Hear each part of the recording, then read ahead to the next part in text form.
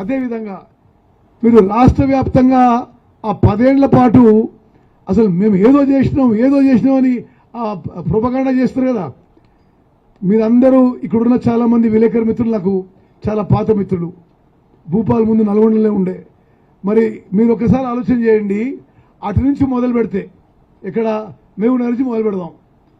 అప్పటి వరకు పెండింగ్లో ఉన్న కల్వకుర్తి, నెట్టెంపాడు, భీమా, కోయిల్ సాగర్ పెండింగ్లోనే ఉన్నాయి, పూర్తి చేయలే. పాలమూరు రంగారెడ్డి ప్రాజెక్టు మీద 27,500 కోట్లు ఖర్చు పెట్టిండ్రు. ఒక్క ఎకరం ఆయకట్టు కొత్తగా మరి ఒక్క ఎకరం ఆయకట్టు కూడా రాలే.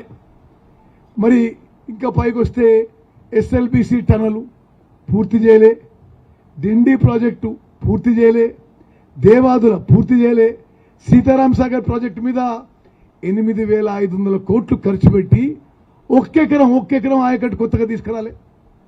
మరి కాళేశ్వరం ప్రాజెక్టు మీద 1,00,000 కోట్లు ఖర్చు పెట్టి 1,00,000 ఎకరాలు కూడా ఆయకట్టు తీసుకురాలే. తుమ్మడిఎట్టి ప్రాజెక్టు ఒక దుర్మార్గపు ఆలోచనతో, ఒక తప్పుడు ఆలోచనతో అంబేద్కర్ ప్రాణహిత చేవల్ల ప్రాజెక్ట్ని తుమ్మడిఎట్టి నుంచి మేడిగడ్డకి షిఫ్ట్ చేసిన విషయం సుప్రీంకోర్టు జడ్జి ఉన్న జ్యుడిషియల్ కమిషన్ కూడా ఇది తప్పుడు నిర్ణయం అని నివేదిక ఇచ్చింది. మరి ఇన్న తప్పులు చేసిన వాళ్ళు ఈరోజు వాళ్ళు ఇంకోళ్ళ మీద మాట్లాడుతుంటే అది ఎంత దుర్మార్గం అని చెప్పి నేను మనం చేస్తున్నా. హైదరాబాద్లో ఒక పాపులర్ సేయింగ్ ఉంటుంది, ఉల్టా చోర్ కొత్వాల్ కొట్ అంటారంట. అంటే దొంగనే పోలీసు వాళ్ళకి తిరుగుతున్నట్టుంది ఇప్పుడు వ్యవహారం. మరి మిత్రులారా, సరే చివరిగా నేను ఒకటే విషయం చెప్తున్నా.